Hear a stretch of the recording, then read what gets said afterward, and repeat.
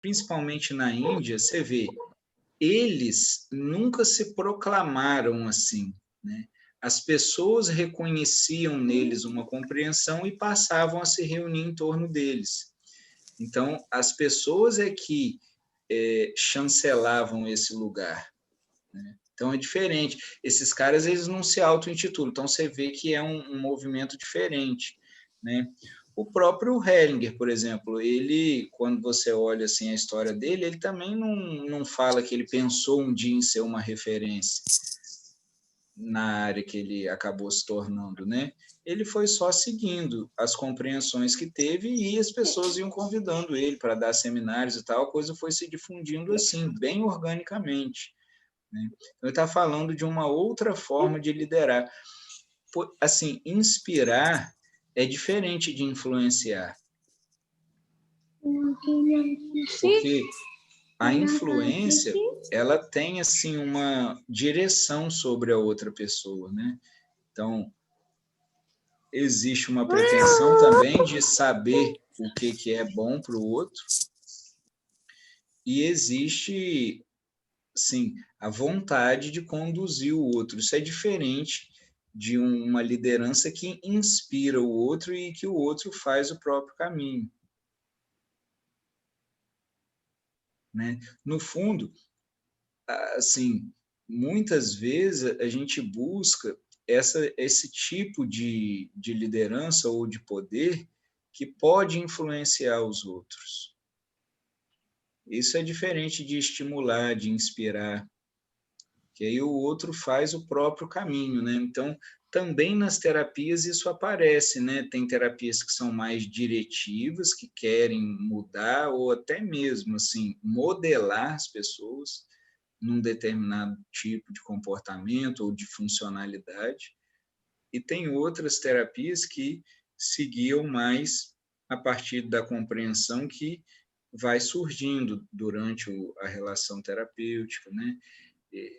E se submete a forças maiores, né? Isso está nas ordens da ajuda também, né? Ajudar em sintonia com as circunstâncias. Então, quem lidera a partir desse lugar, assim, corre menos riscos, né? É interessante, porque você se submete a algo maior, mas você também ganha com isso. Então, se de um lado você se curva, de outro, ao se curvar, a própria força da vida te eleva, porque aí você trabalha junto com isso. Você não trabalha com a sua força pessoal, ou pelo menos não só, né? Você trabalha se sujeitando tanto quanto os outros, né, a uma condução que é maior. Então, essa é uma forma de liderar diferente, é até rara da gente encontrar, tanto em grupos menores quanto em grupos maiores. De fato, é raro. O que a gente mais vê são essas outras formas que ele fala, né? Luta por uma superioridade, né? Para manter um grupo. E às Mas aí vezes acontece. Fala. aí tá falando assim, né, Vitor, de coisas só para, digamos assim, para o bem, né?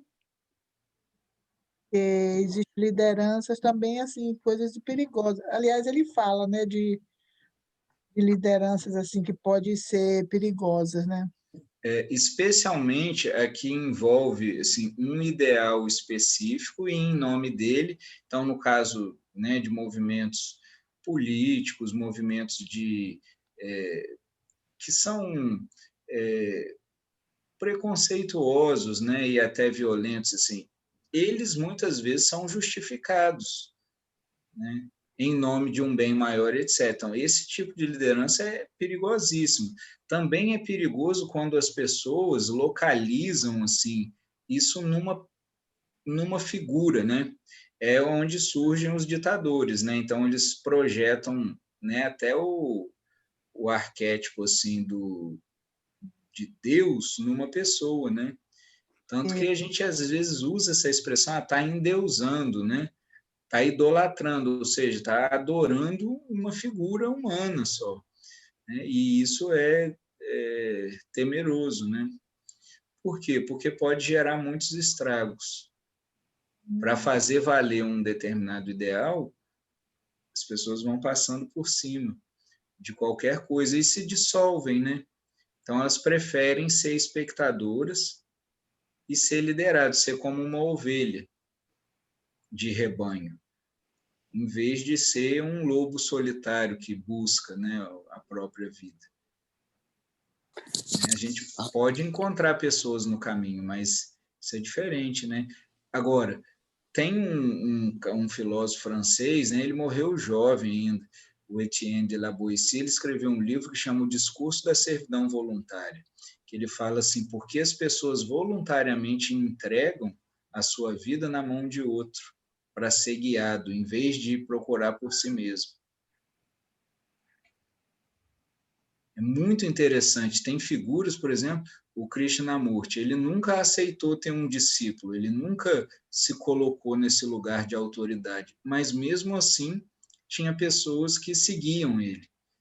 E é interessante que nos relatos, né, nas atas das reuniões, as pessoas falavam assim, então havia hindus, cristãos, budistas e os não discípulos do Krishnamurti, que era o grupo de pessoas que ia acompanhando, mas ele nunca endossou esse tipo de relação, entendeu? Mesmo que ele tivesse uma compreensão que caberia a ele um título de mestre, de desperto, mas ele nunca assim fomentou essa assimetria entre ele e as pessoas, por exemplo. E ele exerceu uma liderança, mas ele fazia isso não pessoalmente. Então, tem alguns exemplos, né? Estou citando alguns exemplos, mas se você pega, né, o Hitler também exerceu uma liderança. E perigosa, né? É, a gente tem movimentos políticos, né? Nós fizemos uma aula aqui do Milton Erickson, né? Quando eu estava vendo a biografia dele, contam que uma vez um cara chegou para ele da Europa e falou: olha, eu conheço uma pessoa lá que faz assim muito parecido com o que você está fazendo. Né? Se você olhar os discursos do Hitler, eles são bem hipnóticos, né? A comunicação é todinha hipnótica. Usava muitos dos padrões de linguagem que o Milton Erickson usava, né? E ele dizia como que o cara estava usando. Aí o Erickson falou assim: então volta lá e mata ele, porque isso é perigoso demais. Então, o Erickson, por exemplo, usava toda essa estratégia da comunicação num sentido libertário, né? Sempre trabalhando em sintonia com a pessoa, né? Ele falava, né? Ele trabalhava junto com o inconsciente, que é o que é a parte mais sábia de cada um, né? Então, para o Milton Erickson, o inconsciente não era um material, um depósito de conteúdos recalcados, né? Ele via o inconsciente como uma fonte de recursos, né? E de sabedoria também. Então, ele trabalhava em sintonia com isso, com a pessoa. Não é diferente, né? Isso é muito sutil também, né? Então, tem muita gente que tem sede de liderar. É tão interessante assim, eu vejo assim, num prédio ou num condomínio, as pessoas disputam, né? Querem liderar um negócio que não é nada. Imagina o que é uma poeira no universo. Mas as pessoas brigam porque querem, fazem chapa e tudo, né? Dentro de um aglomerado de poucas pessoas. Né? É muito interessante. Né? Dentro de uma família, as pessoas, por exemplo, brigam para ver quem manda. Né? Que é um grupo de 4, 5 pessoas perto do universo inteiro, sabe? Assim, eu tenho o Lama Padmasambhava, né? Ele é brasileiro, ele mora lá no Rio Grande do Sul. Ele falava assim, às vezes quando você tiver com um problema, ele fala assim: pergunte para as estrelas o que elas pensam disso, assim, né? É uma forma de dimensionar, sabe, a importância pessoal ou de redimensionar, né?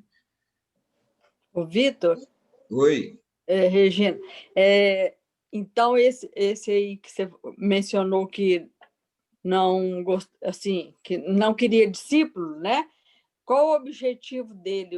Que ele acha que cada um tem que ter a sua individualidade, o seu. Qual o foco dele? Qual a intenção? Então, porque ele reconhecia que a verdadeira natureza de cada um não necessita de alguém para dizer como deve ser. Ele via assim, você é. Ele falava assim, você não vai ser depois que eu te ensinar. né? Então, ele apontava para que as pessoas descobrissem quem elas são, o mesmo que o Cristo fez, o mesmo que o Sócrates fazia, mesmo que vários, cada um a seu modo e no seu tempo, faziam, que era devolver a pessoa para ela mesma, né? E ela deixar de se guiar por autoridades externas, né? Claro, não quer dizer que ele não aceitava pessoas para aprenderem juntos. Ele fez muitas conferências, respondeu a muitas perguntas, mas isso é uma relação diferente. A relação de aprendiz é diferente da de seguir uma pessoa, entende? Então, ele não queria seguidores, mas ele se colocava totalmente disponível para esclarecer para pessoas que tivessem perguntas. Mas ele nunca dizia assim, o que as pessoas tinham que fazer ou deixar de fazer, ele não prescrevia normas nem nada, né? E ele foi criado numa sociedade para ser uma referência. Ele foi reconhecido como o grande Messias do tempo dele. Ele era o professor do mundo, né, segundo a teosofia. E depois ele dissolveu. Então, no caso aí, Cristo que deixou, né, os ensinamentos, tudo, o que ele... porque tem um momento na vida da gente que a gente se encontra perdido, na busca e não sabe. Então, é bom ter um ensinamento, um parâmetro para chegar até se conhecer, né? E aí, no caso, cada um tem que ir na sua essência, né? O objetivo é esse, vai na sua essência, mesmo que não esteja, vamos dizer, naquele grau de evolução, que ainda não esteja bom bastante, mas o importante é... Não, mas é o que você falou, que eles acreditavam que todo mundo é bom bastante, né? Não é que acreditava, assim, ele via isso, como muitos outros. Então, vê só,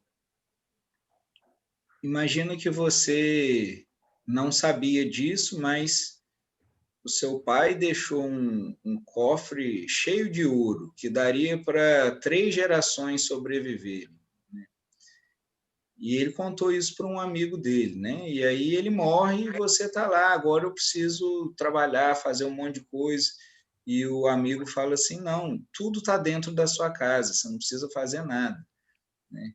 Ele fala, não, mas como? Agora eu tenho que correr atrás, eu preciso fazer. Ele fala assim, não, já está tudo aí na sua casa, você não precisa sair para encontrar riqueza nenhuma. Né? Aí você fala assim, mas onde? Ele fala assim, procura, está dentro da sua casa. E aí você sai pelo mundo, não, mas aqui não tem nada. Né? Entende? É mais ou menos isso, né?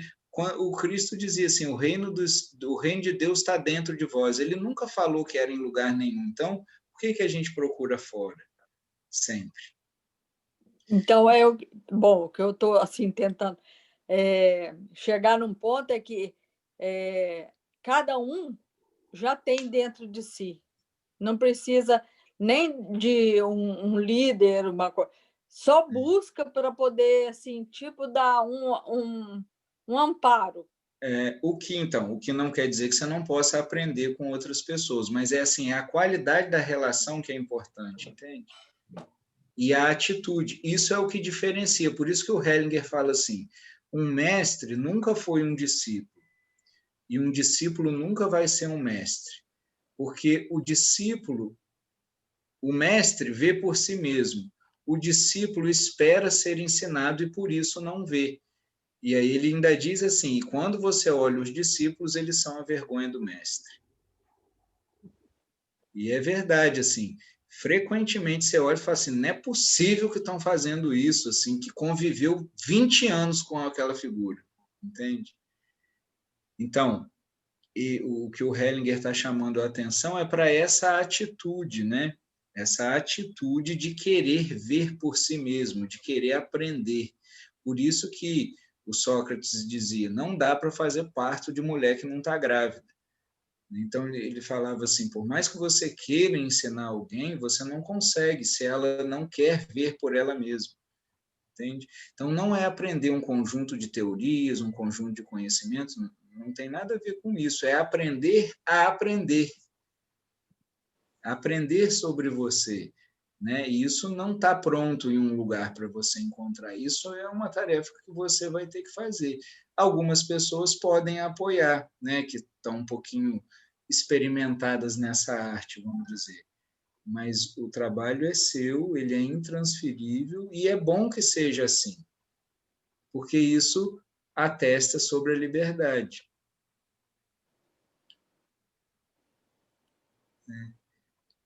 Então, o que muda não é encontrar ou não encontrar outra pessoa. O que muda é a qualidade da interação. De seguir fielmente. Por exemplo, o que mais a gente vê em certas tradições é um conjunto de hábitos. Mas uma pessoa que descobriu um caminho, por exemplo, ela descobriu ela, né?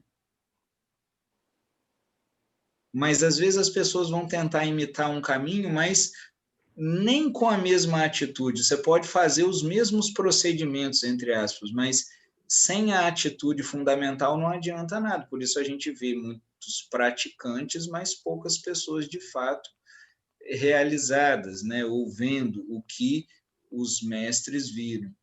Porque o que diferencia isso não é culpa deles, né? Isso é a falta de uma atitude que permite ver. Por isso que diz assim, quando o discípulo está pronto, o mestre aparece, é um paradoxo, né? Porque se ele está pronto, já não precisaria mais do mestre, mas exatamente porque ele tem justamente a atitude necessária para aprender. É um paradoxo isso. Como na tradição do Zen, né? A pessoa chega lá, bate na porta para ser admitido como monge, e aí é uma tradição que, quando a pessoa atinge a maestria, ela ganha uma espada, né? Aí o mestre fala assim: Você tem uma espada? Aí o aspirante a discípulo fala assim: Não, eu vim aqui buscar. Aí ele bate a porta na cara. Aí ele bate de novo. Fala: Você tem uma espada? Ele falou: Não, eu vim buscar. Aí ele falou assim: Se você tem uma, eu te dou outra. Se você não tem uma, eu não te dou nenhuma. Entende? Assim, é uma coisa que você tem que fazer por si mesmo. Aí, quando você faz, a vida apoia, né? E traz mais.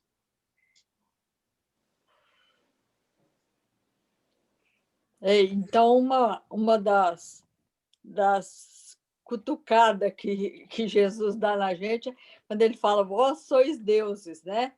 Ele já dá essa. Ele já dá Já, o que é, então vai buscar. é. Sempre de um jeito livre. Você vê andando no barco, na montanha, nunca formalizou nada. É. Nunca deu regras rígidas para seguir. Ele apontou alguns princípios só. Sempre de um jeito muito fresco, muito original, muito livre, né?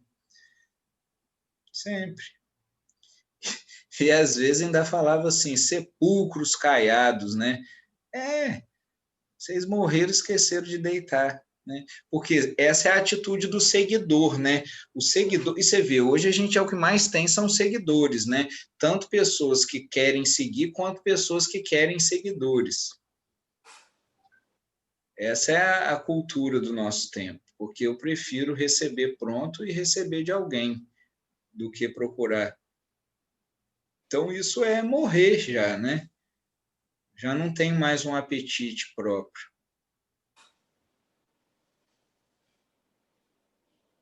Entende? Eu Fala, gostaria de Nádia. fazer gostaria de fazer um comentário de uma liderança que eu assisti num filme que eu achei muito interessante, diferenciada do que eu vejo em geral. É sobre a vida do músico Ray Charles, né? E é o filme e a biografia da vida dele. Não sei se vocês assistiram esse filme. Assistiu? Não, não, Vale a eu pena não. assistir. Você tem que assistir, Vitor, esse filme. A mãe dele faz uma constelação maravilhosa com ele na vida dele, na infância dele já, que levou ele a ser músico, né? Aham. E é interessante que quando ele era um negro de família pobre, a mãe lavadeira, a mãe solteira, e aí ele consegue se destacar como músico profissional e começa a fazer suas turnês, e quando ele chega lá em Atlanta, né? Acho que é Atlanta, na Geórgia, ele está sendo aplaudido por muitas pessoas quando ele vai entrando no edifício do teatro que ele vai cantar, né? E tocar.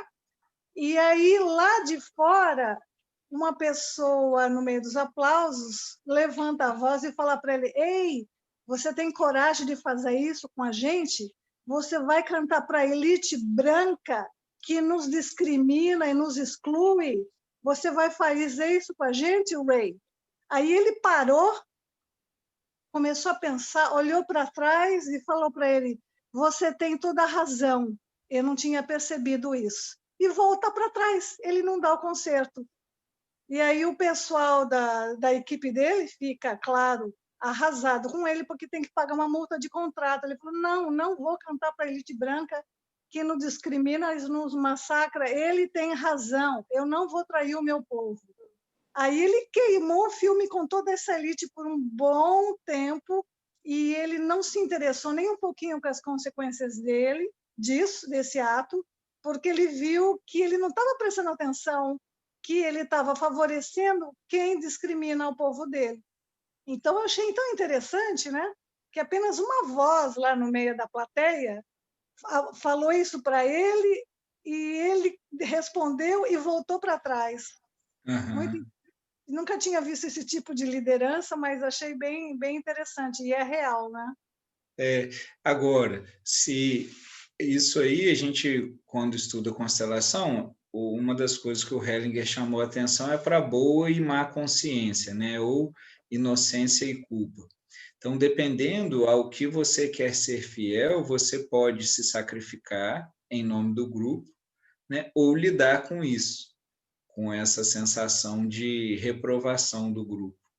Frequentemente na família é o que acontece também, quando a gente não segue algum padrão que a família ou privilegia ou tem já por condicionamento, a gente se sente culpado, mesmo que seja algo bom, mesmo, por exemplo, seja seguir uma vocação.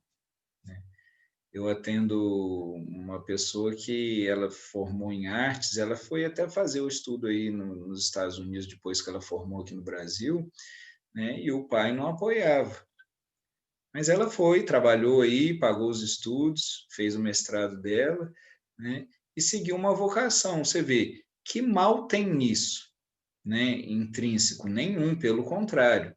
Só que se isso choca, né, com os interesses do clã, né? Então ali o clã era a produtora, né, os produtores e tal, né? Mas ele enfrentou isso.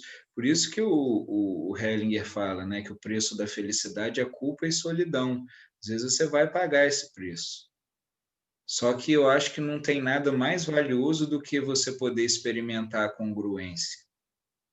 Ele poderia cantar e não cantar. Se ele visse congruência em cantar, ele poderia falar para o amigo: oh, eu sinto muito, eu não vejo assim, não vejo o que você vê. E está tudo bem também, entende?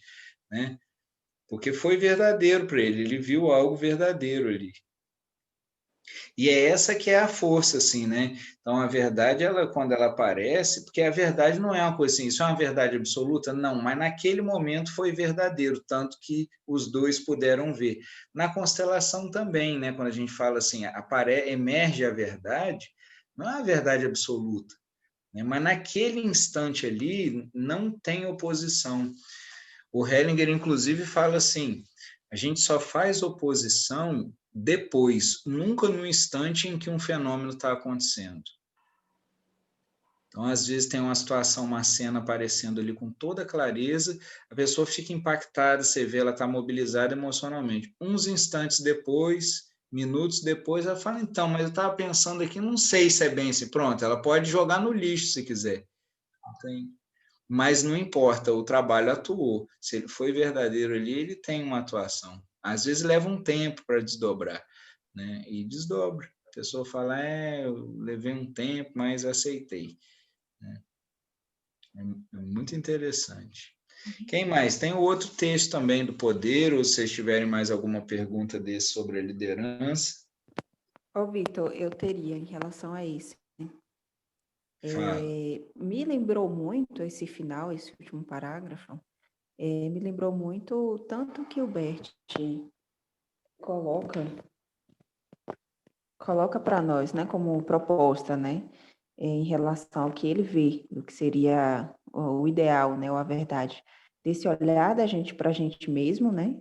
Então, seja a circunstância que for, a gente olha para dentro, né? E buscar esse centro, né?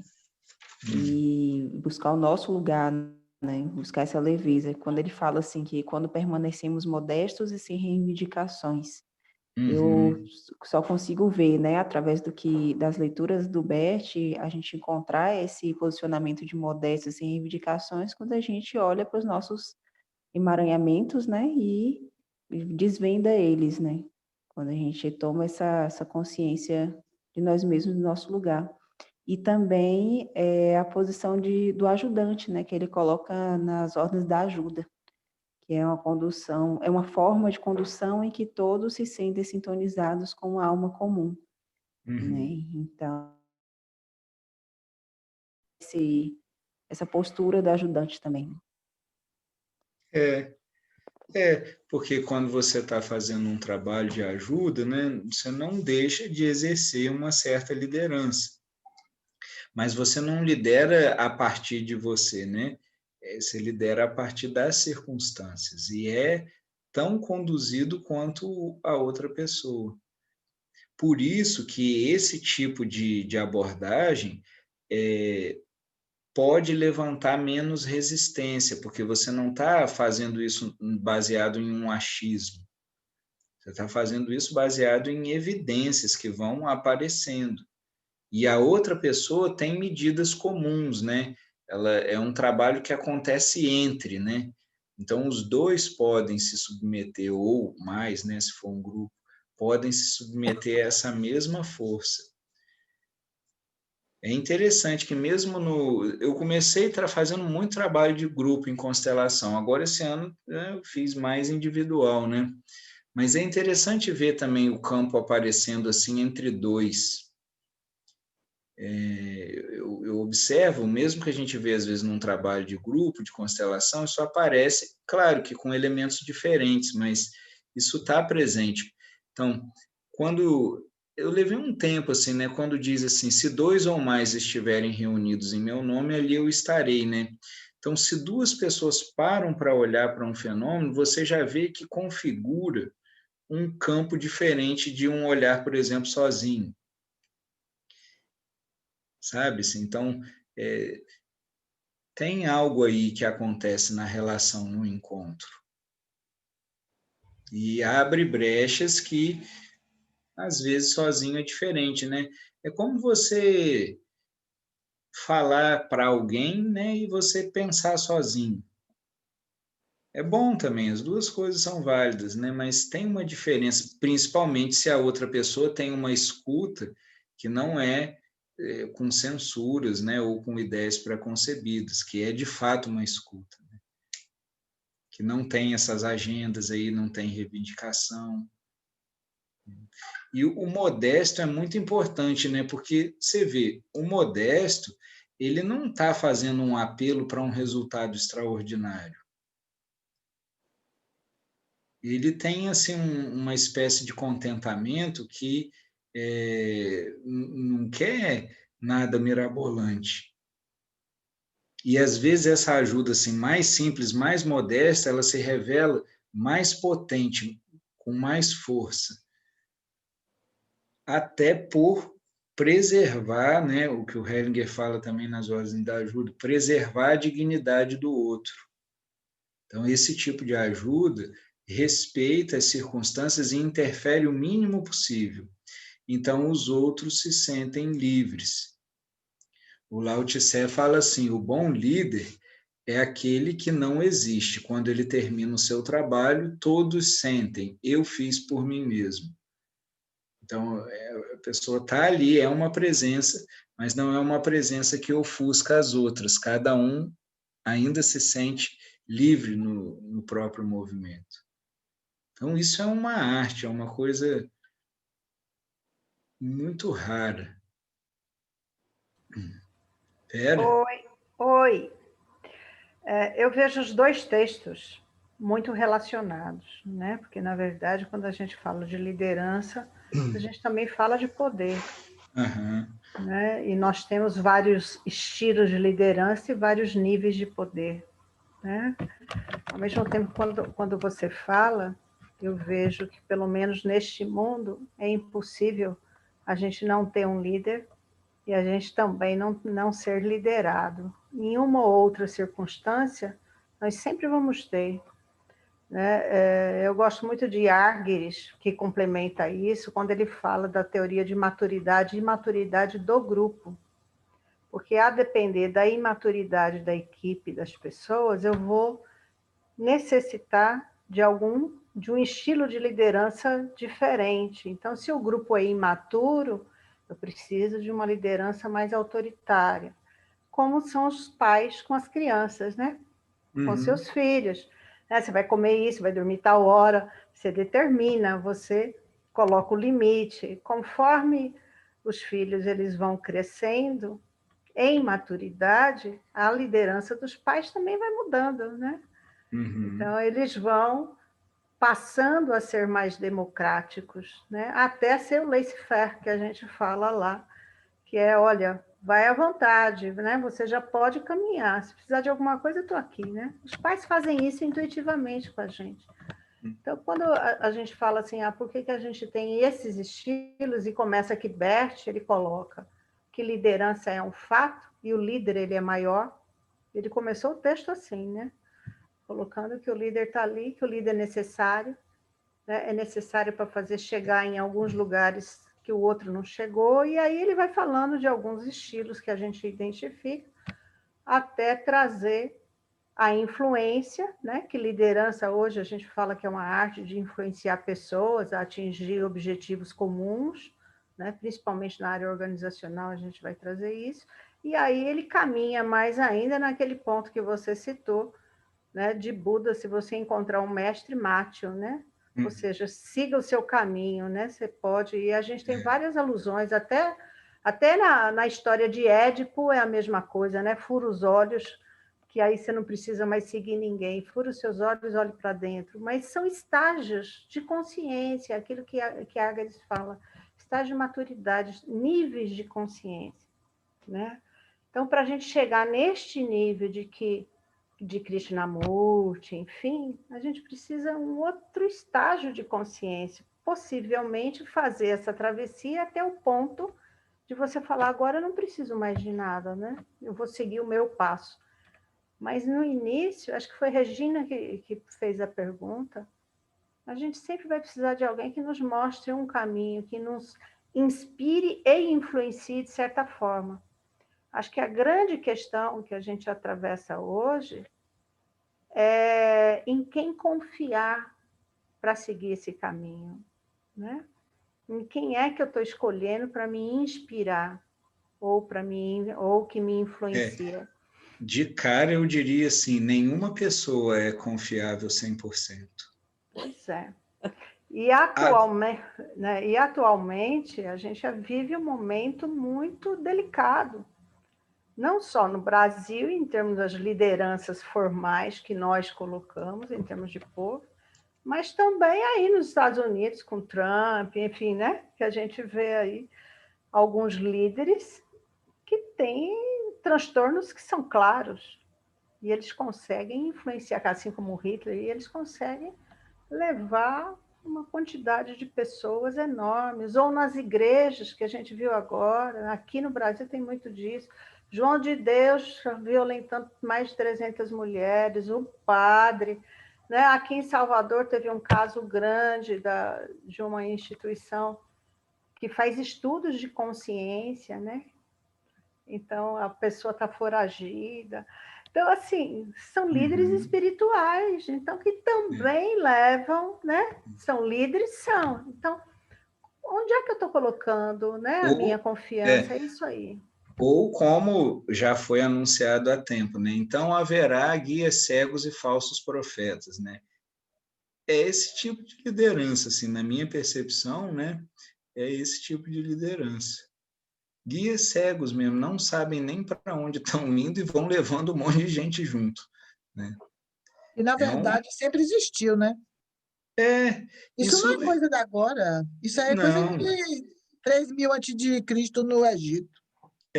Se você olhar assim as culturas, né, as decadências dos impérios, etc., a gente vai ver que muda um pouco a figura, a roupagem, né? Mas se a gente for ver a motivação dos crimes hoje, não é muito diferente de há um tempo atrás. A ganância, a inveja, isso permanece humano, né? Vai mudando a sofisticação, né, dos recursos, né? Mas o script, assim, o enredo, ele é muito próximo no que diz respeito ao ser humano, né? Agora, tem uma coisa, Vera, assim... Vitor, faz um Oi. paralelo para mim. Travou aqui. Vera, só um minutinho, só para eu terminar aqui com a Vera. Tem uns vídeos que eu já assisti, né, do Krishnamurti... Não termine comigo não, tá? Oi? Não termine comigo não. Não, terminar assim, o que você O comentou. assunto. O Krishnamurti está falando com crianças, assim, olhando mais ou menos 11, 12 anos, né? E é interessante porque a abordagem dele, se a gente fosse olhar assim, a gente poderia até dizer que seria não muito adequada para aquela idade, assim, mas assim, ele não nivela para baixo, sabe? E as crianças respondem, sabe? À altura, você vê que eles vão interagindo. Então, uma das coisas que ele dizia isso assim, para algumas coisas a gente vai precisar de processo, para certos tipos de aprendizagem. Mas para isso que ele falava assim, né, que a gente poderia chamar de despertar também, isso ele falava assim, isso é uma terra sem caminho. Então, ele falava assim, comece do outro lado. Então, ele diz, enquanto assim a gente pergunta o como, ele fala assim, desse lado não tem saída. Então, ele fala assim, você tem que começar do outro lado, né? Então, para algumas coisas, é indispensável o treino, né? Especialmente para habilidades aqui do mundo. Mas ele falava assim, para essa descoberta, ele falava assim, isso não tem pré-requisito. Então, são domínios diferentes, sabe? Assim, o que diz respeito ao desenvolvimento assim, de habilidades, né? O que a gente poderia até colocar alguma habilidade assim, relacional também, né? Mas ele fala assim, essa descoberta, ele falava assim, ele via como possível para todos, sabe? Então, e vários outros também. Agora, eu vejo que essa é uma coisa assim, não sei se é resistente assim, mas a gente é muito mais condicionado a se preparar para as coisas do que para de fato viver as coisas. Então, o vir a ser, ele tem mais lugar, né, em tudo o que a gente faz, de modo geral, seja nas escolas, né, ou seja na nossa forma de viver, do que o ser já. Então, boa parte da nossa vida é de preparação, né? Mas, assim, teve um momento que eu comecei a me perguntar, eu falei assim, tá bom, e quando começa? Né? E o preparo vai até quando, sabe? Aí foram aparecendo essas outras coisas, né? Pessoas também que foram me ajudando a ver um pouco nesse outro ângulo. Então, eu acho que para certas coisas vai ter o desenrolar natural do desenvolvimento humano, isso aí é inexorável, mas para essa descoberta em específico, que independe das circunstâncias, cultura, tempo e tudo, né? Para isso a gente pode ir direto, né? Esse que eles chamam do caminho direto, o Advaita, por exemplo, né? Que não é bem uma escola formal, mas eles falam do caminho direto. Para isso, para as outras coisas não. Uma vez perguntaram para o Nisargadatta assim, você consegue ler a aura das pessoas, fazer isso, ver as vidas? Ele fala assim, não, para isso precisa de um treinamento. Ele falou assim, eu só descobri a minha verdadeira realidade. minha verdadeira natureza, né? O real. Ele fala, eu não tenho habilidades assim extraordinárias, né? Então tem coisas assim que são diferentes, né? Então para muitas coisas a gente precisa de treinamento, mas para essa, e ele ainda usa uma metáfora assim, ele fala, eu sou como alguém que tem o ouro na mão, eu não sei fazer uma joia, mas eu tenho matéria-prima, ou eu não conheço uma receita de bolo nem de pão, mas eu sei sobre plantar trigo, sabe? Então, isso é num terreno que não tem muito a ver com o manifesto, assim, com o desenrolar, né, da vida mais ordinária, vamos dizer assim, né, que a gente tem aqui, que requer treinamento, habilidade, etc. Né? Então, quando eles falam sobre esse autoconhecimento, eu vejo que é possível também. Entende? Assim, porque senão seria um contrassenso até a gente ter que se preparar para ser o que é, e o que é atemporal. Então, como que no tempo a gente chega no que é atemporal, entende? As coisas do tempo têm só a ver com o tempo, o desenvolvimento do corpo, as relações do corpo. Mas isso não é o que a gente é.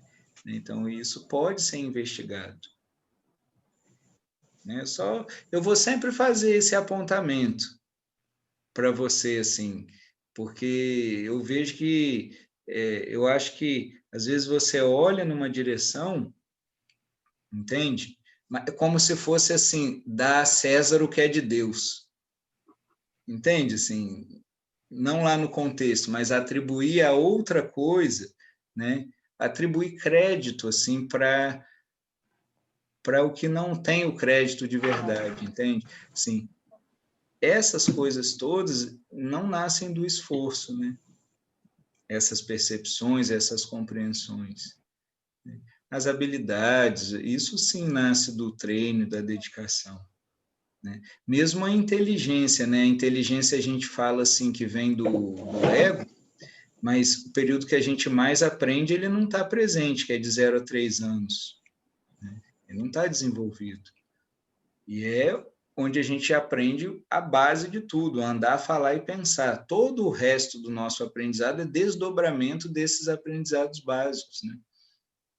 Você vê, é um absurdo assim, o que acontece em 3 anos, os primeiros 3 anos de vida, né, do ser humano, na criança, é uma coisa fora do comum. É muito assim, se a gente for comparar o que a gente aprende ao longo da vida e em termos assim substanciais, né, e comparar esses primeiros 3 anos, nossa, então existe uma inteligência que parece que não vem do treinamento.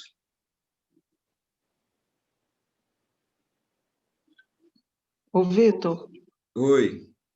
isso me lembrou um pouquinho, tem um livro do James Hunter, O Monge Executivo, em que ele fala, talvez tenha uma associação aí, que ser líder é como ser uma dama. Se você tiver que mostrar que é, você não é. Então, a essência, por si só, ela se revela, né? Eu acho que me lembrou, associei um pouco a isso. Porque você vê, né? Eu nunca tinha pensado nisso, mas há um tempo atrás, esses dias eu vi assim, você vê, a vida pública que a gente conhece do Cristo é de 30 para 33 anos, né? Então você imagina, era um jovem, né? E dialogava com as maiores autoridades da época do judaísmo, né? Com as proibições, né, de trabalhos aos sábados, né? E ele fazia curas aos sábados, né? Então ele contestou um monte de coisa, mas ele não justificava nada, ele simplesmente fazia, né? Ou era aquilo, né? É verdade. Sim, uma das coisas que a gente pode eliminar da vida, né, é a justificativa. Justificativa é um gasto de energia, né, e uma tentativa de se proteger. Claro que em alguns momentos você entra num domínio assim jurídico, você vai ter que se defender, né, mas fora disso, né, nas nossas relações pessoais, a gente poderia viver sem isso. Sabe, assim, você me empresta o carro? Não. Sabe o que é? Tá sem seguro e se acontecer qualquer coisa e eu não sei, meu pai me ensinou a nunca emprestar carro. Não, né? Por quê? Por que não? Assim, por que a gente precisa justificar o nosso querer, né, o tempo todo? Claro que isso parece antipático, mas não é. Só não é hipócrita também, né, de ficar cedendo aos joguinhos sociais. Por um tempo a gente faz isso, né, mas chega uma hora que isso cansa também. E você vê, se você muda essa postura, talvez algumas pessoas saiam da sua vida, mas geralmente são abusadoras, né? E essas não fazem muita falta. Porque uma pessoa que te olha com consideração vai ouvir e pronto, né? E não vai ficar com exigências assim, então seu valor é o que? É o que você proporciona? Então, enquanto proporciona, tá bom. Né? Se não proporciona, não quero mais. Né? Que tipo de relação? É uma relação de uso, né? De interesse só. Né? Esse tipo não faz falta. Não é? Então, realmente, o que você é não está para ser. Né? E você não precisa, de fato, mostrar, levantar bandeira nenhuma. Né? O seu viver fala. Tem um ditado que eu acho legal, é um ditado popular, fala assim, olha, me desculpa, mas o que você é não me deixa ouvir o que você fala. Então, o que você está falando muito mais alto do que o que você me diz. Né? Tem variações, mas é mais ou menos assim. Vitor, Oi. eu queria que você fizesse um paralelo aí entre liderança e poder. Bom, a Vera já fez um pouco. Né? Então, se você está num lugar de liderança, né, então você tem diretrizes, tem decisões, você vai ter um certo poder, poder sobre os outros e poder sobre circunstâncias também. Então, você pode também fazer usos diferentes disso, né? E compreender esse poder de uma forma diferente. Você pode, aí às vezes é que entra os escorregões, né? Por exemplo, você pode ter um poder que é circunstancial, então as circunstâncias te deram esse poder, né? Então tem um grupo de pessoas que pede uma orientação e você tem essa carta branca delas mesmo, foi entregue a você. E aí você usa isso em benefício próprio, em vez de devolver para elas, né? Entende? Isso já é um desvio, por exemplo. Né? Então, o lugar da liderança é quase assim, que não é um sinônimo, né? Mas é intrínseco, vem junto, porque você vai estar à frente de muitas coisas. Agora, o Hellinger fala de um poder aqui, ele diz assim, o poder bom que serve a muitos desenvolve-se em sintonia com as circunstâncias quando elas obrigam a agir e qualquer hesitação comprometeria o resultado. Nesse sentido, o poder não se reduz a algo pessoal, não pertence a ninguém. Ele me é conferido pelo exterior e frequentemente imposto por força externa. Por isso, o mantenho apenas enquanto as circunstâncias o exigem ou autorizam. Então, isso é um respeito à confiança que os outros depositam em você. Entende? Então, por exemplo, a gente aqui tem pelo menos muitos, eu acho assim, né? Uma área comum do atendimento e da terapia. Esses dias, uma pessoa que eu atendo falou assim para mim, olha, às vezes acontece, não é uma fala tão rara assim, né? Mas cada vez que aparece, eu acho muito significativo. Quando a pessoa fala assim, eu nunca falei isso com ninguém. E ela fala assim, você não imagina como é difícil eu falar isso. Então, isso te dá um lugar especial, a pessoa está te dando isso. De uma audiência, ela está falando assim, eu estou elegendo você como uma pessoa confiável. Entende? Então, o zelo que a gente tem que ter com isso é muito grande. Não só no sentido de ter o sigilo ali do que ela está falando, não é isso, é enquanto ela fala mesmo assim, com que qualidade de atenção a gente ouve esse conteúdo. Porque numa sessão, por exemplo, tem um momento, às vezes, você começa a conversar com a pessoa e, às vezes, tem um ponto que você olha e fala assim, agora nasceu uma confiança entre nós. Eu não sei dizer como que dá para perceber, mas às vezes é um olhar, às vezes é um suspiro, às vezes é algo que sugere isso, e você sente que nasceu ali, por exemplo. Esse é um momento especial. O que é que permitiu isso, sabe? Então, eu vou usar isso para manipular a pessoa, né, e ter ela nas minhas mãos e começar a fazer uma espécie de aprisionamento, ou eu vou zelar por isso como um presente até imerecido, né? Isso é o que a gente pode fazer com o poder que nos dão. Né? Posso aproveitar o gancho e dizer uma coisinha? Pode. Coincidentemente não, né? Coincidência não existe, mas hoje mesmo eu tive essa conversa com uma pessoa, porque às vezes a gente diz assim, essa pessoa só me procura quando está precisando. Mas se você olhar do ponto de vista que assim, a pessoa está passando um momento difícil, nesse momento ela vai procurar você porque você tem essa confiança dela. Uhum. Então, né? Então, sinta-se privilegiado e não abusado de ser aquela pessoa que só te procura porque você na hora difícil, né?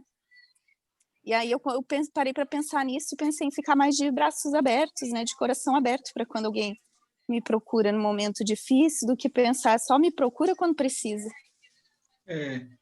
Talvez, você só tem que ver isso, né? Isso pode ser uma coisa assim aproveitadora ou não, ou pode ser que do universo dela você seja a pessoa com quem ela pode confiar, né? E você vê, o Voltaire era um filósofo do iluminismo, ele falava assim, os companheiros de farra têm suas companhias, né? Os mafiosos também, ele fala, só os virtuosos têm amigos, né? Então ele dizia que certas relações, porque para festa, para isso, tem todo mundo, mas gente disponível, né? Não é para ficar ouvindo desgraça, não, mas disponível para olhar para alguém, né? Talvez seja um pouquinho mais raro. Pessoas que realmente podem parar, olhar para o outro. Isso a gente não acha em cada esquina. Sempre tem, nunca vai faltar assim, alguém assim no nosso caminho, mas também você não acha em cada esquina, né? Então, Alguém a serviço da vida, né? Tem amizades, por exemplo, que você pode não ficar. Tem gente que fala assim, eu tenho que alimentar as amizades. Talvez, né? Porque eu vejo assim, tem relações que você pode ficar muito tempo sem encontrar a pessoa, e você encontra, não tem nenhuma distância, né? Ela não se nutre disso de convenção social, de lazerzinho, né? Eu adoro festa, ótimo quando a gente pode encontrar os amigos, etc. Mas isso não é o que caracteriza uma relação de amizade, né? Eu acho que o que caracteriza é aquilo que havia entre o Montaigne e o Etienne, que eu coloquei até numa aula aqui um dia, que ele diz assim, por que você amava tanto esse seu amigo? E ele diz assim, porque era ele, porque era eu. Né? Era uma relação em que a singularidade dos dois era preservada e apreciada. Isso é muito bonito, né? Você poder ser você mesmo e o outro também poder permanecer sendo ele, né? Sem que haja nenhum tipo de exigência ou de tentativa de correção, de mudança, de qualquer coisa, né? Por exemplo, você vai fazer um convite, né, para um aniversário. Aí você fala assim, olha, eu gostaria muito que você estivesse lá, né? Ou se você está convidando, já quer dizer isso, né? Mas aí você pode dizer assim, se você não for, vai estragar tudo, hein? Se você faltar, não vai ser a mesma coisa. Isso já não é um convite, é uma intimação, né? Então, muitas vezes, assim, embora aparentemente sutil, a gente faz exigências, né, com os outros. Eu queria fazer uma pergunta sobre a liderança. Eu estou me deparando aqui com uma situação que eu me mudei tem um mês para aqui para Miami, né? E a gente veio morar num condomínio. Então, tem muitas pessoas, né, no prédio, e em um mês eu já estou ouvindo muito as pessoas virem falar comigo sobre a Amora, né? Minha filha de 7 anos. Ela já conhece praticamente o prédio inteiro, deve morar aqui umas, sei lá, 300 pessoas. Ela já conhece quase todo mundo, ela já levou as crianças do prédio para dentro da minha casa, os pais já vieram me dizer que ela é a líder, que ela coordena todas as crianças na piscina, e eu sei que tem criança que não gosta, mas a maioria se deixa ser liderada, e ela, quando tem uma criança que não aceita, ela fica extremamente frustrada. E eu não sei como lidar com isso, porque me parece muitas vezes que ela quer liderar até a mim. E eu sou uma pessoa que se deixa ser liderada.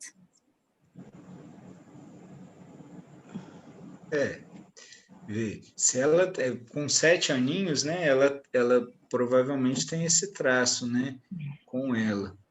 Mas uma coisa é isso acontecer assim espontaneamente, outra coisa é ela também não conseguir lidar com a liberdade das outras pessoas que não se sujeitam, né, às diretrizes. Isso ela vai ter que aprender e vai ter que, assim, não é que vai ter, que a própria circunstância vai frustrá-la um pouco. Mas você pode... Eu, assim, com crianças, eu acho muito legal trabalhar com as histórias, né? Porque as histórias, elas vão movendo direto no inconsciente. Tem um livro que chama Histórias Curativas para Crianças Desafiadoras, uma coisa assim. É uma da linha, assim, da antroposofia. São histórias bacanas, algumas até com uma linguagem mais moderna. Você poderia fazer. Agora, tem uma coisa, né, Angelita? Você ser uma mãe amorosa, que apoia o desenvolvimento dela e que estimula, é uma coisa. Agora, você ficar servil a ela, né, isso é mal, né? É desordem. E você não precisa ser autoritária com ela, mas você não pode, assim, se perder também, né? Nem na relação com ela, nem com nenhuma outra. E, às vezes, essas pessoas, elas são, assim, muito habilidosas, sabe? Elas usam muitos artifícios, né, para fazer isso. E nem sempre é por birra, né? Eu vejo o meu filho, ele é muito habilidoso, assim, né? Então, outro dia a Lu estava falando um negócio para ele e aí ele chega e fala assim, não fala assim, mamãe, né? Ela estava chamando a atenção, mas o jeito que ele fala, você quase compra, né? Ele é muito habilidoso, entende? Então, às vezes eles vão encontrando estratégias, mas até para ela é importante isso, porque vai balizando, sabe? Essa contenção não é uma coisa de repressão, assim, né? Porque a criança ela ainda não tem essas referências assim de os limites, que até onde ela pode ir com o outro, até onde ela pode ir com ela. Então esse cuidado vai vir de fora, que esse é o desenvolvimento dela agora, né? Então ela está começando a se situar no mundo com mais clareza e essa baliza que você dá para ela até ajuda. Muitas crianças pedem isso, quando não tem. Eu já vi muita gente se queixar e falar assim, puxa, eu não tive pai e mãe, eu tive mais amigos, né? Assim, eles nunca me deram uma noção assim do que era aceitável, do que não era. Então, eles sentiam um pouco de falta disso, porque ficavam muito perdidos nessa experimentação. Então, por exemplo, nessa fase, Vera, eu concordo, porque a pessoa não tem ainda, vamos dizer assim, os corpos maturados, né? Não tem condições biológicas até muitas vezes, né, para, por exemplo, essas funções, o neocórtex, né, a gente fala aí de 21, alguns já falam em 25, mas, né, que é responsável por planejamento, execução e controle, né? Isso vai maturar mesmo lá por volta dos 21. Então, a negociação, por exemplo, você dá escolha para uma criança de 3 anos, é angustiante para ela, de 4, de 5, ela não tem condição de fazer isso. Então, o adulto é arbitrário, mas não é que ele é arbitrário por prazer de mandar, é porque isso acalma a criança. Ó, agora nós vamos fazer isso, agora é a hora do banho. Então, vai instaurando o ritmo, aí a criança vai aprendendo, depois ela pode, né, um dia fazer uma coisa mais diferente, né, pode negociar, tem certas coisas que não fazem problema, não tem problema, por exemplo, a roupa que ela quer escolher, né, ela pode combinar amarelo com rosa, com qualquer outra coisa, isso é absolutamente secundário, mas ditar o ritmo da casa, por exemplo, não. Ser a dona da televisão, não. Fazer o que quer na hora do almoço, não, entendeu? Tem coisas que interferem assim na dinâmica coletiva que aí não, isso não é ser assim amoroso, né? Aí é permissividade, porque ela precisa entrar no mundo também, né? E o mundo não vai estar disponível para ela. E aqui nos Estados Unidos é o mais que você vê. Todas as crianças mandam no pai e na mãe. Sou nene há 26 anos. Eu já vi, por exemplo, difícil. Eu já vi famílias, né? Não sei como é o caso de vocês, que às vezes as crianças ameaçam, falam assim, eu vou chamar, porque tem a questão da documentação, da legalidade, né? E sabem que o Estado tira as crianças, né? Porque aí eles falam, o filho é do Estado. Se acontecer qualquer coisa, eles tiram, né? Então as crianças percebem isso e usam isso, sabe? Ah, eu vou contar. Teve uma vez até uma amiga da Marília, a gente estava falando, aí eu disse que o filho dela começou a fazer essas chantagens assim, ela falou assim, então você vai chamar, mas primeiro eu vou pegar você de pau agora, você vai chamar com razão, porque eu não sou sua nega, não, sou sua mãe, e eu estou aqui trabalhando para manter isso aqui, você vai descer o cacete, não estou falando que é a coisa desejável, mas... E falou, nunca mais ele me ameaçou. Aqui em casa todo mundo cai na porrada. Ainda dá o telefone na mão para chamar a polícia, e ninguém nunca chamou. E toma porrada. Assim, porque tem horas, né? Eu não sou a favor de fazer isso à torta direito, mas não, assim, esse era um ponto, sabe? Assim, porque é um jogo, é uma sacanagem. Então, entende? mas sabe por que isso também, Vitor? É uma das coisas que a escola, né? Eu percebi porque quando eu cheguei com os meninos em 3 faixas de idade, a escola, ela ensina a, tipo assim, a escola ensina a qualquer coisa chamar a polícia. Fala assim, sua mãe, seu pai, não sei o quê, chama a polícia. A Ana Carolina, quando chegou aqui, ela chegou com 16 anos. E aí, quando a gente teve uma discussão, porque eu não estava concordando e tudo, foi isso que ela falou para mim. Eu estou falando porque eu vivenciei isso. Aí ela pegou e falou assim, eu vou chamar a polícia. Eu não tinha nem batido nela, eu estava apenas discutindo, e falei que ela não ia fazer o que...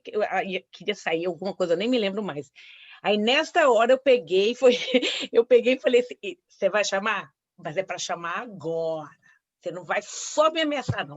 Estou ligando para a polícia, e enquanto você fala com a polícia, eu te sento a correia também.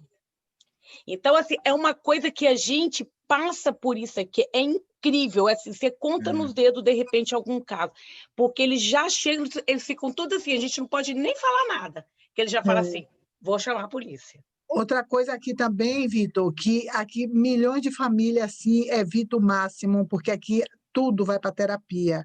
As escolas mandam para terapia, tudo. Aqui automaticamente vai para terapia.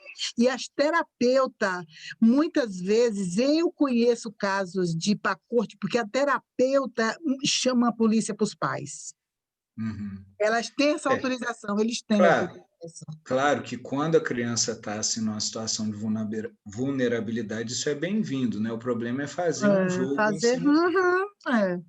Agora, Angelita, eu não diria para você assim se intitular desse jeito. Eu sou facilmente liderado, né?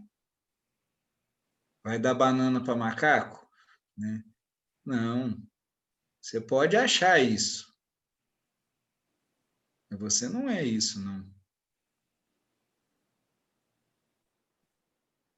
né? Mas se você começa a se definir e a se vender assim para você mesmo, né? Você acaba comprando.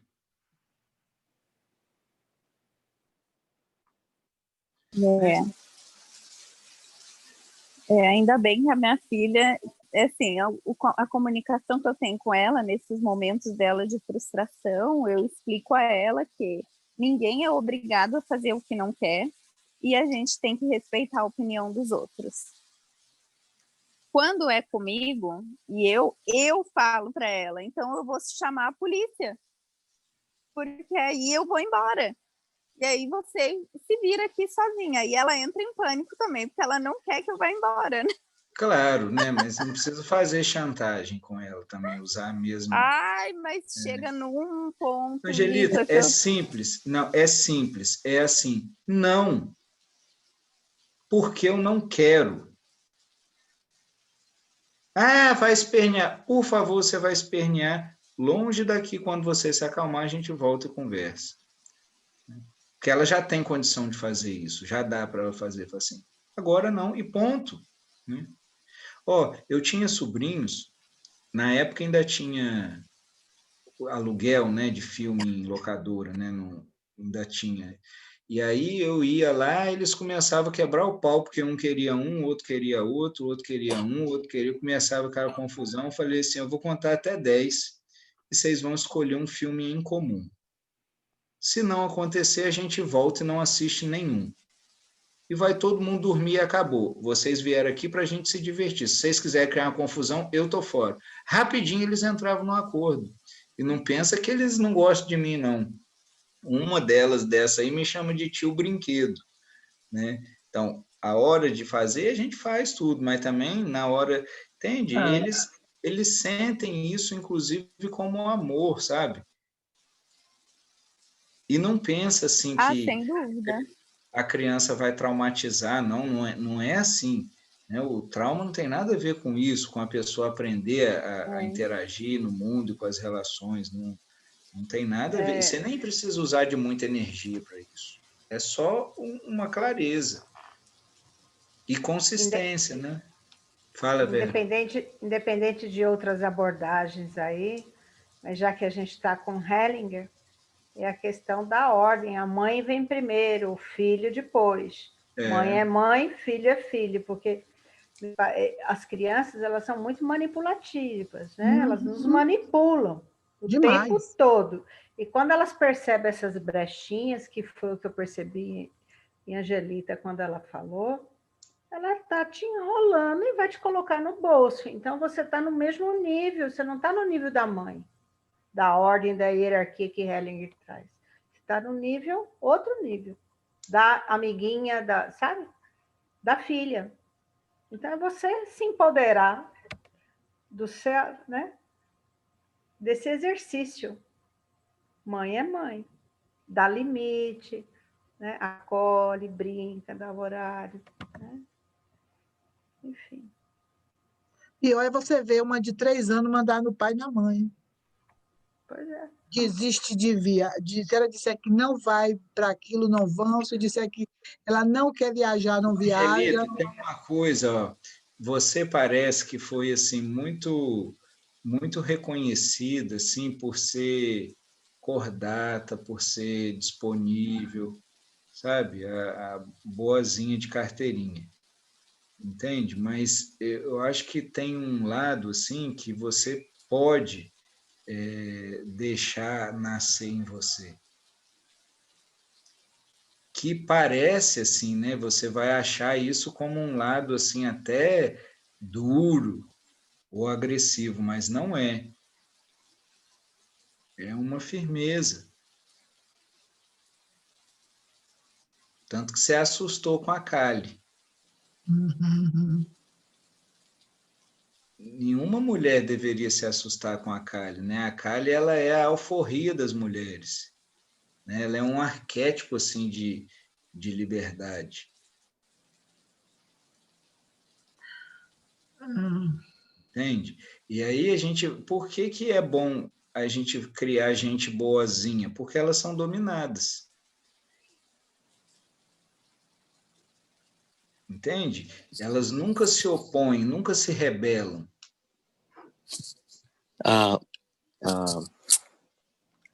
Vitor, só fazer um comentário. Pelo fato de eu ser o filho caçula, e ser o único homem da família, assim, eu fui muito mimado, dengado, enfim, né?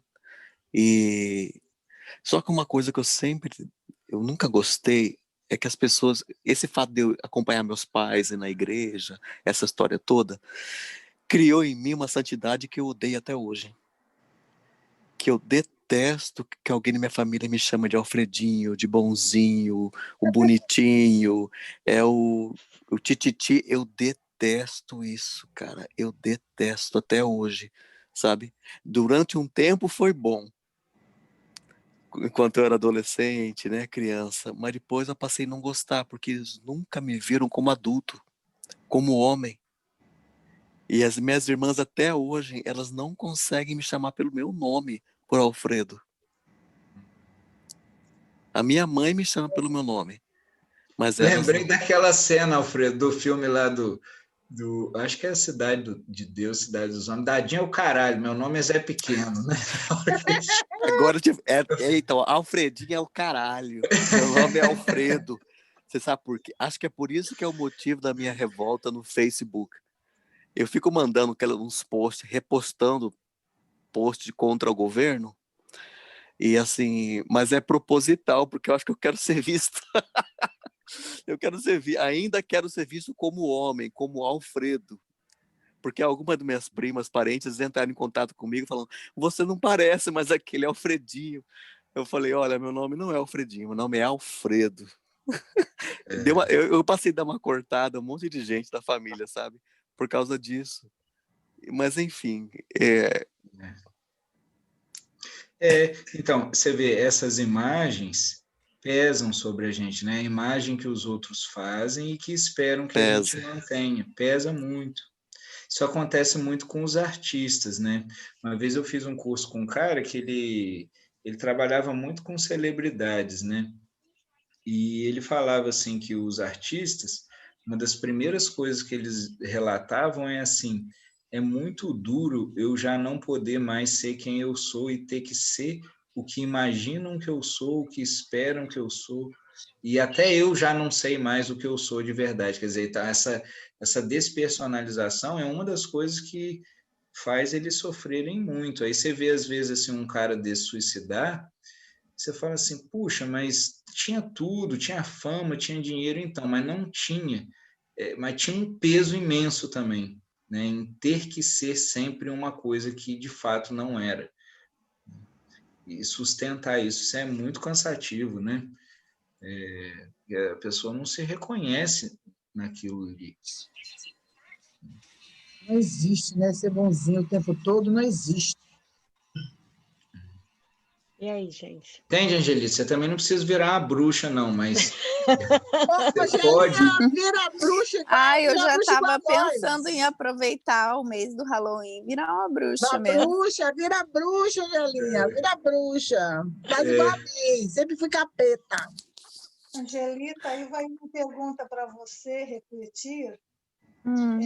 Tem alguém na sua família ou na família do seu marido com um comportamento parecido com o da tua filha, naquela idade?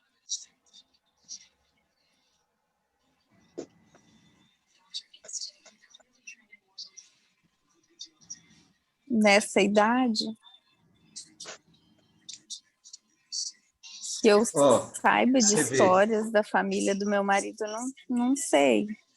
Vê, Nádia, numa entrevista assim, de um trabalho de constelação, você vê, ela tá quase tentada a achar, tá vendo? Mas teve um tempo de latência para responder, etc. Eu só aproveitei para falar disso, assim, entendeu? Mas não fica... Eu nunca ouvi de história de ninguém sendo assim. Não, às vezes é mais simples, é a questão, às vezes, só de desenvolvimento, entendeu? E ela precisa de alguns parâmetros para se desenvolver bem, né? Lidando com isso. Se você só apoiar as circunstâncias, entendeu? A própria vida vai colocar alguns empecilhos para ela, né? E você não precisa tirar, pode apoiar ela a lidar com isso, entendeu? Isso já é bastante, já é bom, né? E com você também, você não precisa ficar frustrando deliberadamente. As próprias circunstâncias vão colocar impedimento para ela, entende? Você só não precisa se desdobrar para atender. Tá tendo muito esforço para eu botar na cabecinha dela que não é não. Sabe? Esperneia, faz guerra, bate porta, bate pé e sabe? E eu então, naquela não, é não. E faz aquele escândalo. Pode fazer, vai fazer uns 10, depois diminui. É sério. É isso mesmo. O comportamento, quando... Isso aí é curva de aprendizado, é fácil, né? Ele vai aumentar e depois ele vai entrando em extinção. É assim. Não tem muita dificuldade. Com birra é assim, entende? E internamente, o que a Vera falou, você assumiu o seu lugar. Porque isso não tem a ver... Porque se você faz o procedimento, mas dentro você está assim, encolhido, também não tem força. É você... reconhecer, você precisa reconhecer isso também como uma função sua materna, né? Não como dureza deliberada, né? Às vezes a gente tem essa impressão, especialmente hoje, os pais hoje são mais afetivos, o que é bom também, mas tem um certo delírio nisso também. Eu vi, assim, ainda mais o Miguel, o primeiro filho, às vezes eu olhava assim, outro dia nós fomos numa odontopediatra lá, mas ela trabalha com neurodesenvolvimento também, né? Foi muito legal, porque ela deu uns parâmetros para a gente, né? Porque a gente fica com algum viés também. É muito bom. Você vê e fala assim, nossa, realmente estava... E a gente fica meio cego, fala, como que eu não vi isso aqui antes, né? Mas porque a gente está dentro. Então, a gente fica dentro, tá bom, tudo bem, aqui eu sou só pai, né? E a Lu é mãe, não importa o que a gente é como profissional, pode ajudar um pouquinho, mas no nosso contexto a gente é gente. Aí você está com ponto cego, vai em alguém, ela te dá uma ajuda, entende? Angelita, eles usam a birra para manipular. E você me fez lembrar uma vez que... Eu não lembro qual dos dois meus filhos eram mais, porque eles eram pequenos.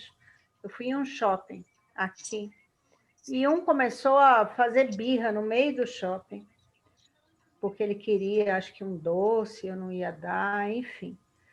E aí ele sentou no meio do shopping, assim, no meio das pessoas, para que eu cedesse.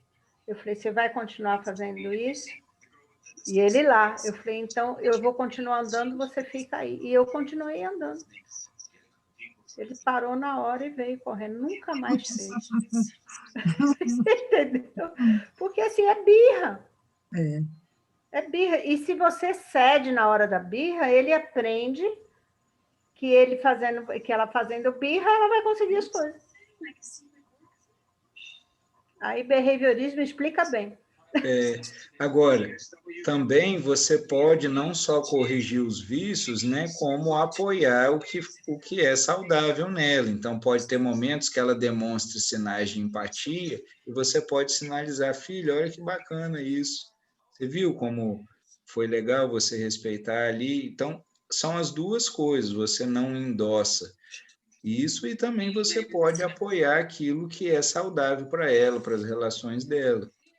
Também isso ajuda bastante, entende? Favorecer experiências assim para ela, né? Que ela tem, que em algumas brincadeiras, né?